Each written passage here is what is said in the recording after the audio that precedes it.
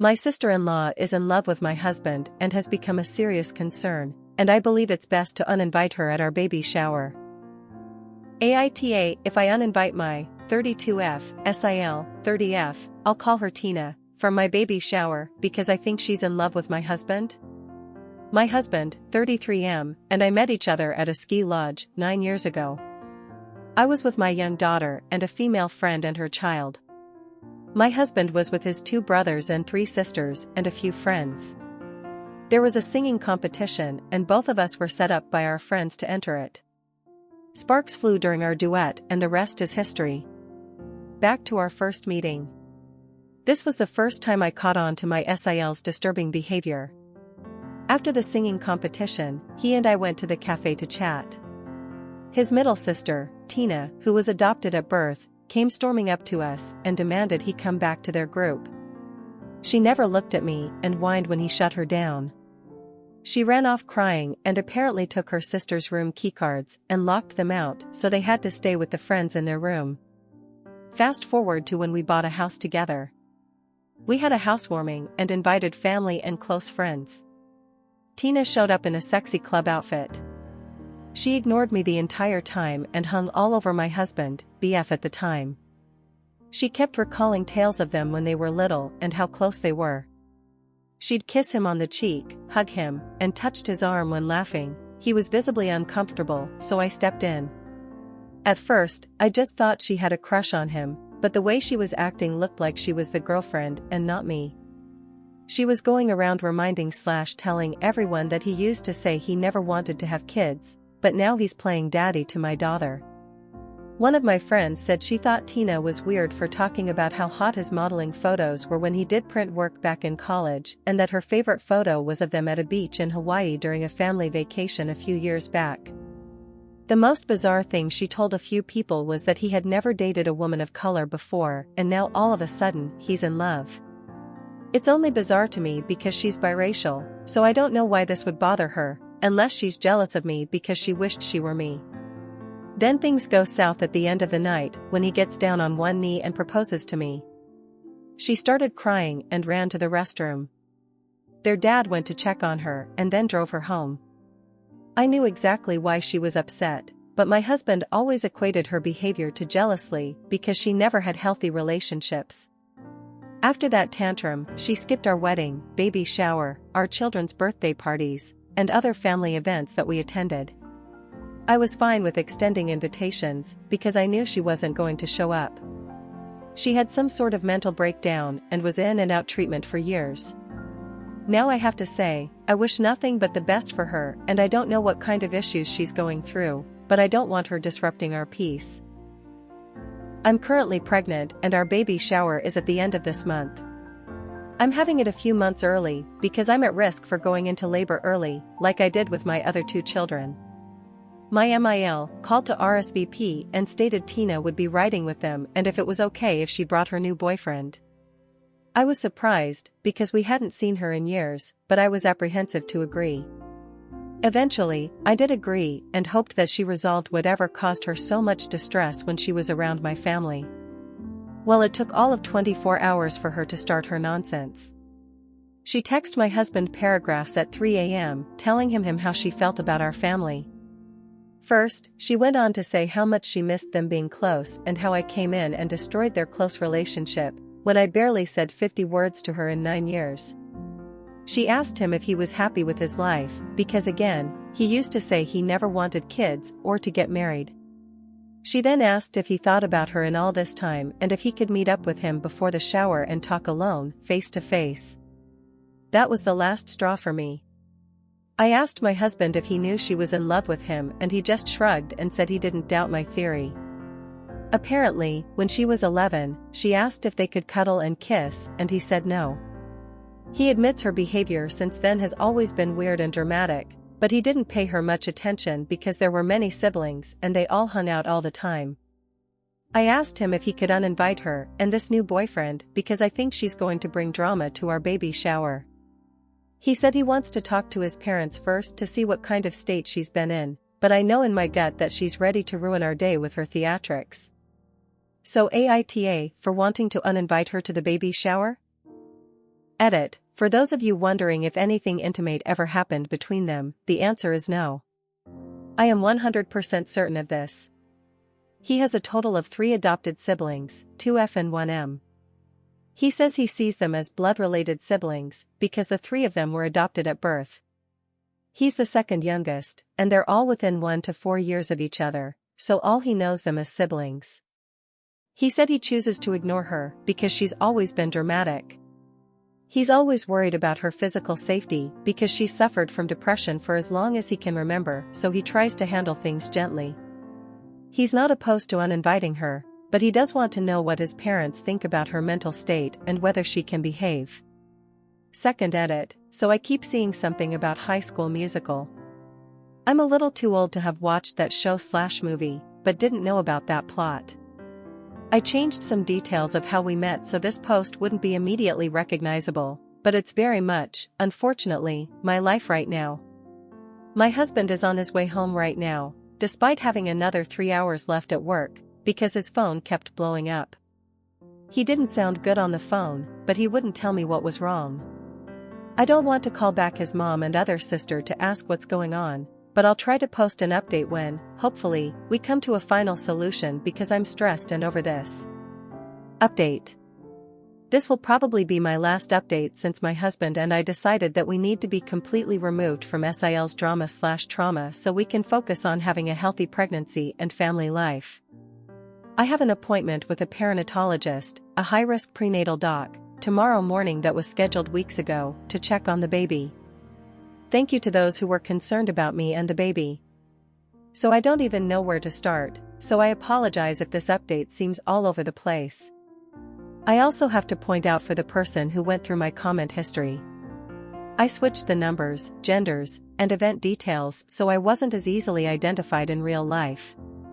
I have a professional license, so if someone recognized me and thought I was being unethical due to the nature of the post, I've avoided certain verbiage because of my job. I could be brought in for a review, which I would much like to avoid, so I'm sorry I can't be 100% truthful with all of the details. I tried my best to keep the most important information as factual as possible. My husband ran home because Tina blew up his phone, texting and calling. Now, my husband always texts or calls me on his lunch break to check on me, even before the pregnancy, so I knew something was wrong when he didn't. Since he left Tina on read, she started calling and sending a slew of unwarranted and degrading texts about me and our children, so basically Tina being Tina. He didn't run it by me, but he sent her a long paragraph, which he showed me when he got home, basically telling her off and told her that he would rather never speak to her again than listen to her talk bad about our family.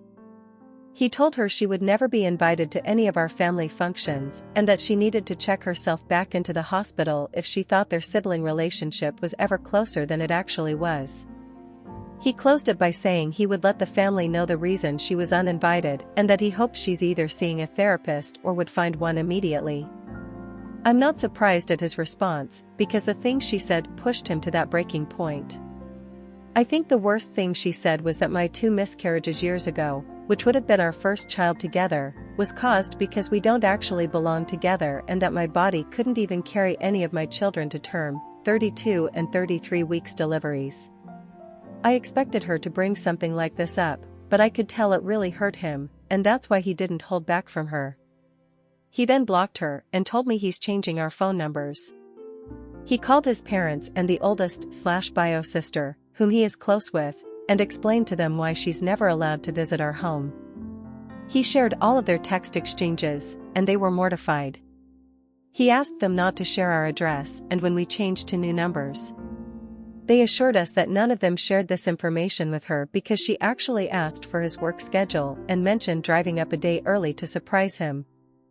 My FIL had the most to say, and I get it. It's his baby girl, but he hadn't shared much info beforehand with anyone besides his wife. He said he always knew she had a little crush on him, but after her outburst at our housewarming years ago, they had a conversation about her behavior and she told him that she had been keeping a diary about him since she was a teenager. She explained it was to process her emotions and to challenge negative thoughts. All I heard was that she wrote about him for years. So there's several journals in their home, probably enforcing her beliefs. Apparently, she only stayed away from my husband because my FIL kept her in check and was able to get her hospitalized several times for being a threat to herself. I don't know if all her issues stem from her unrequited love for him, typing that just made me nauseous, but I hope she gets the help she desperately needs. He asked that they speak with her about his last text, but that we don't want to know the outcome. They told us they would deal with her and apologized for thinking she had resolved her issues. My in-laws are saints, and I thank them for believing us and keeping her away for all these years. Luckily, she's currently living with them due to her issues, so they're going to speak to her tomorrow morning. The BioSIL called me when we got off the phone with the in-laws. She told me that she was really sorry because she's the one who hooked the new BF and Tina up and suggested that she show him off at the baby shower, but admitted they had only been dating for like 2 weeks. She said she sent the texts Tina sent to my husband to her, the BF, because that's one of her best guy friends and she wanted to protect him, so I'm pretty sure they're probably not a thing anymore. I'm kind of nervous how Tina will deal with 2 rejections so close together. The 2 sisters aren't that close, and she was audibly disgusted to find out that her sister has been pining for their brother all these years. She has a theory, though. She thinks it started with the older bio brother, Sean, because when Tina was little, she would follow Sean around all the time. He's older, so he went off to college abroad. Tina was about 10, and then he permanently moved to Europe. It seems like the crush transferred to my husband when Sean left. Sean hasn't been back to the States since he graduated high school, and no one really has contact with him, so she said she can't call and ask him about it. I have to admit I'm kind of curious and would have been interested in hearing what Sean had to say, but I'll rest assured knowing our involvement in the whole thing is over. Someone pointed out that Tina is potentially dangerous and could hurt me or our children, and this really scared me. My husband is going to upgrade our alarm system and purchased more cameras. I don't work summers and will most likely be out on bed rest by the time I have to go back to work, so he wanted to ensure the kids and I were safe when he's away from the house. I forgot to mention we live about 5 hours away, so she would really have to go out of her way to show up here if she somehow found out where we live. So that's it, basically. This will most likely be my only update. I also want to point out for those that think my husband was intimate with her at some point to cause her erratic behavior, if that were the case, she would have loved to throw that in my face over and over. Plus, a guilty man would have tried to silence her a long time ago to keep me from finding out. You don't have to trust him, but I do. Thanks again for all the helpful input. I'm feeling a little more at ease and can't wait to see our closest friends and family at our shower. Update. I've been going back and forth on whether I should post an update.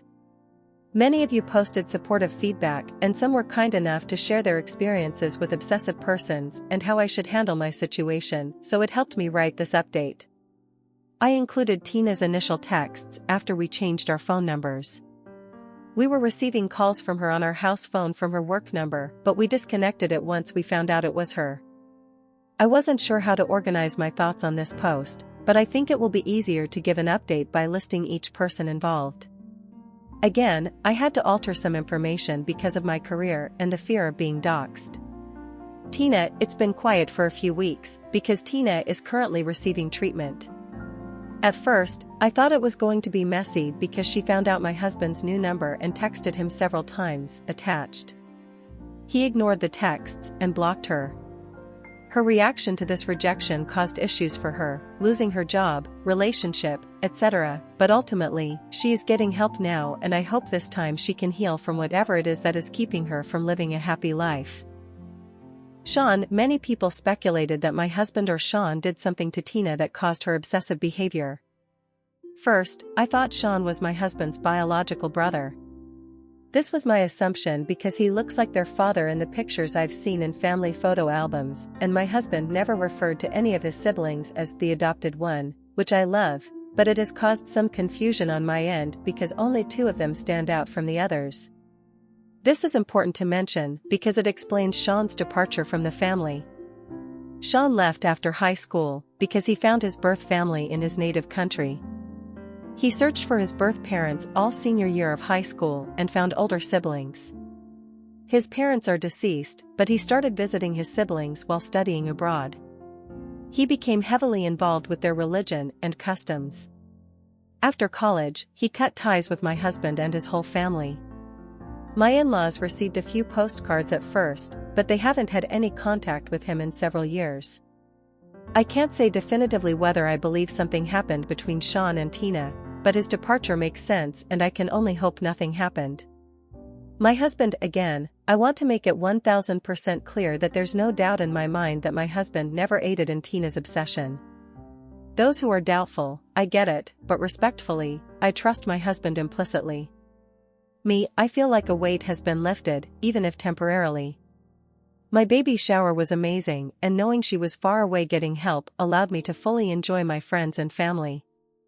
I'm looking forward to meeting our baby, and I hope we have peace from this situation for a long time to come.